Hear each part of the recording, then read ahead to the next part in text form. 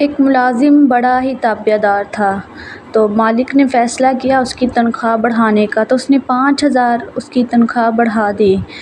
پھر اس نے دیکھا کہ اس ملازم نے نہ تو اس کا شکریہ ادا کیا اور نہ ہی زیادہ مشکور ہوا اس کے پیسوں پہ۔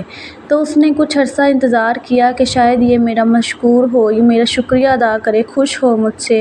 لیکن ملازم جیسے پہلے تابع داری کرتا تھا بالکل ہی ویسے دوبارہ کرتا رہا۔ اس نے نہ زیادہ تابع داری کی نہ کم۔ پھر مالک کو بڑا ہی غصہ آیا۔ اس نے کچھ ہفتے بعد اپنی جو تنخواہ بڑھائی تھی 5,000 وہ کر دی۔ تو ملازم پھر ویسے ہی تابع داری کرتا رہا، وہ پھر نامشکور ہوا، کچھ کیا، اس نے کوئی بات نہیں کی، وہ پہلے کی طرح تابع داری کرتا رہا۔ ایسے ہی مالک کو بڑی ہی حیرانگی ہوئی۔ وہ کچھ عرصہ اس کو دیکھتا رہا کہ شاید یہ کوئی گلہ کرے گا، کوئی شکوہ کرے گا کہ پہلے بڑھا دی تنخواہ اور اب کم کر دی، لیکن اسے کوئی فرق نہ پڑا ملازم کو۔ وہ ویسے ہی اپنی روٹین سیٹ کرتا رہا، جس طرح وہ کام کرتا تھا پہلے ویسے ہی کرتا رہا۔ تو مالک نے ایک دن بڑی حیرانگی سے پوچھ ہی لیا کہ تمہاری میں نے تنخواہ بڑھائی تو تم نے میرا شکریہ نہیں کیا، تم نے مجھے کوئی مشکور نہیں ہوئے، کوئی ایسی بات نہیں کی کہ جس سے میں خوش ہوتا۔ تو جیسے ہی تمہاری پھر میں نے تنخواہ کم کر دی، تم نے کوئی گیلا شکوہ نہیں کیا کہ میں نے تمہاری تنخواہ کیوں کم کر دی، کوئی سوال نہیں کیا۔ تو ملازم حیرانگی سے بولا، اوہ، آپ تو اپنے آپ کو رازق ہی سمجھ بیٹھے ہیں، لیکن جیسے ہی آپ نے میری تنخواہ بڑھائی تو اس سے ایک دن بعد میرا بیٹا پیدا ہوا تھا، تو میں سمجھ گیا تھا کہ اس خالق نے جس نے ہم سب کو پیدا کیا ہے، اس نے اس کا رزق بڑھا دیا ہے، یہ اپنا رزق اپنے ساتھ لایا ہے۔ جیسے ہی آپ نے تنخواہ کم کر دی تو اسی دن میری والدہ وفات پا گئی۔ میں تب بھی سمجھ گیا کہ شاید میری والدہ اپنا رزق ساتھ لائی تھی اور ساتھ ہی لے گئیں۔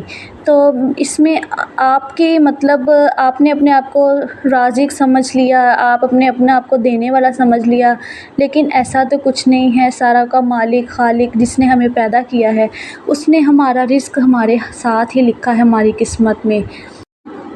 مزید بولا مالک، یہ روزی روٹی کے فیصلے تو کہیں اور ہوتے ہیں، ہم تو مہرے ہیں، ہمیں تو استعمال کر کے بس اسباب پیدا کیے جاتے ہیں۔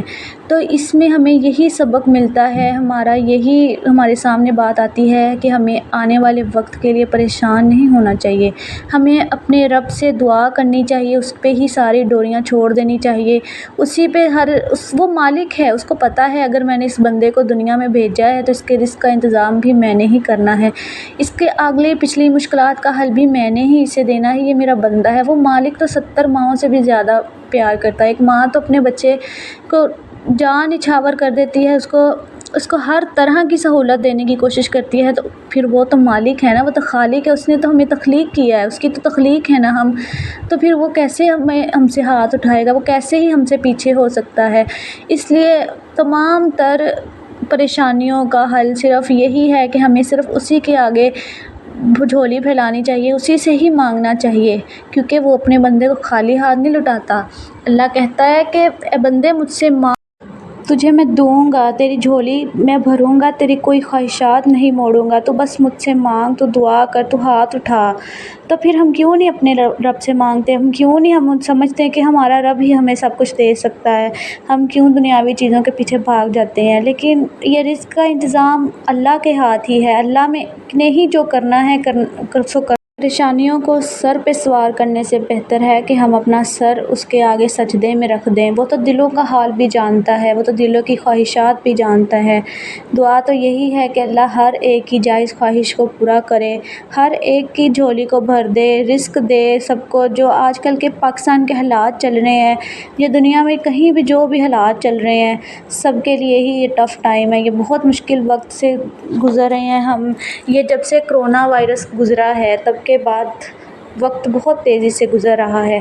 4-5 سال کیسے گزرے ہیں بہت ہی تیزی سے کہ پتہ ہی نہیں چلتا کہ ہم نے 4-5 سال گزار بھی لیے ہیں اور ہم اس رفتار سے بڑھ رہے ہیں۔ اس سے پہلے دنیا بہت آہستہ آہستہ ترقی یافتہ بھی تھی، لیکن اب بہت ہی مسائل کا شکار بن گئی ہے۔ ایسے لگتا ہے جیسے ہم آگے کو نہیں پیچھے کو جا رہے ہیں، جتنا جدید دور ہو رہا ہے انسان اتنا ہی سست ہوئی جا رہا ہے۔ اس جدید دور میں بھی انسان پہ بہت ہی اثر ڈالا ہے۔ خیر مسلمان کو تو پریشان ہونا مصیبت میں، یہ جیسے بھی اللہ نے صرف ایک حل ہی دیا ہے، اور وہ ہے دعا اور سر سجدے میں رکھنا، عبادت۔ انسان جتنا بھی اپنے رب سے جڑے گا اتنا ہی وہ پریشانیوں سے دور رہے گا۔ اور ویسے بھی سادگی میں جو چیز آ جاتی ہے وہی کہ خواہشات کو دفنا کے انسان جتنا سادگی پسند ہوگا اتنا ہی مسائل سے اور تکلیفوں سے پریشانیوں سے دور ہوگا، کیونکہ وسائل جتنے زیادہ ہوتے ہیں انسان اتنا ہی ناشکرا اور خدا سے دور ہوتا جاتا ہے۔ اس لیے اپنے وسائل کم سے کم ہی رکھنے چاہیے، اپنے جسم کو، اپنے آپ کو تھوڑی بہت تکلیفوں سے تو گزارنا ہی چاہیے تاکہ ہم اپنے رب سے جڑے رہیں۔ ہم یہ بڑے بڑے خواہشات کے پیچھے، وسائلوں کے پیچھے جب چل پڑتے ہیں تو پھر ہم اپنے رب سے دور ہونے لگتے ہیں، کیونکہ ہمارا حصول رب نہیں ہوتا، پھر ہمارا حصول تو وہ وسائل ہوتے ہیں جو ہمیں نظر آ رہے ہوتے ہیں، جن میں ہمیں اپنی دنیاوی خوشیاں نظر آ رہی ہوتی ہیں، دنیاوی سکون نظر آ رہا ہوتا ہے، لیکن پھر ہم یہ تو بھول ہی جاتے ہیں کہ جو رزق دیتا ہے وہ رزق چھین بھی تو سکتا ہے، وہ رزق لے بھی تو سکتا ہے واپس، کیونکہ وہ تو مالک ہے، خالق ہے۔ اور رزق لینا کا مقصد اس کا یہ نہیں ہے کہ وہ جان کے یا پھر انسان کو تکلیف میں دیکھنا چاہتا ہے، وہ اس طرح کہ وہ یہ بندہ وہ صرف یہ دیکھنا چاہتا ہے کہ یہ بندہ تکلیف میں، پریشانی میں مجھے یاد کرتا ہے، یا پھر یہ بندہ کیا کرتا ہے، یہ صبر کرتا ہے، وہ ہمارا صبر دیکھنا چاہتا ہے، وہ ہمارا اس پہ یقین، اس پہ تقویٰ دیکھنا چاہتا ہے کہ کیا ہم اس پہ یقین رکھتے ہیں، صبر پہ کرتے ہیں ہم اتنی مشکلات میں، پریشانیوں میں، اس پہ چھوڑتے ہیں کہ یہ اللہ ہی ہمارا خالق ہے تو یہ ہماری پریشانیاں دور کرے گا۔ لیکن انسان تو سدا کا ناشکرا ہے، جب اس کو وسائل دیتے ہیں تو وہ تب اپنے رب کو بھول جاتا ہے، لیکن جب اس کو وسائل نہیں دیتے تو پھر وہ کہتا ہے کہ اللہ نے تو ہماری قسمت ہی ایسی لکھی ہے، اللہ نے تو ہماری قسمت پتہ نہیں کیا کچھ لکھا ہے، پتہ نہیں ہمارے ساتھ کیا ہونا ہے۔ یہ جو سوال اٹھاتا ہے نا وہ پھر اللہ پہ، تو پھر اللہ ناراض ہوتا ہے، کیونکہ اللہ ہم سے صرف صبر مانگ رہا ہوتا ہے کہ صبر کر میرے بندے، میں تجھے اس سے وافر مقدار میں دوں گا، صرف تو صبر کر۔ لیکن خیر، آپ کا اس بارے میں کیا کہنا ہے مجھے ضرور بتائیے گا۔ اس ویڈیو میں جو بھی چیز آپ کو مناسب لگ رہی ہے آپ بھی مجھے بتائیے گا کمنٹ سیکشن میں کہ کون سی چیز صحیح ہے، کون سی چیز درست ہے۔ اپنی رائے کا اظہار ضرور کریں، میری بھی اصلاح کیا کریں، کوئی اچھی بات آپ بھی مجھے بتایا کریں، کمنٹ سیکشن میں بتایا کریں کہ کون سی بات کس لحاظ سے صحیح ہے اور کس لحاظ سے غلط ہے۔ کوئی بات جو آپ کو صحیح نہ لگے وہ بھی مجھے بتایا کریں کہ یہ بات صحیح نہیں ہے، یہ الفاظ صحیح نہیں ہیں، اب الفاظ کی درستگی صحیح نہیں ہے، کچھ بھی جو بھی آپ کو مناسب لگے آپ ضرور بتایا کریں تاکہ اگلے ویڈیو میں اس کو امپروو کیا جا سکے۔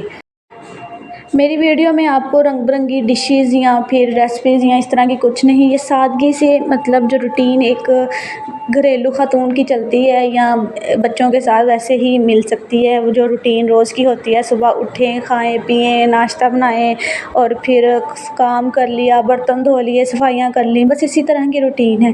مقصد تو صرف آپ سے باتیں کرنے کا ہے، تاکہ ہمارا بھی کچھ ٹائم اچھا گزرے اور آپ کا بھی اچھا گزرے۔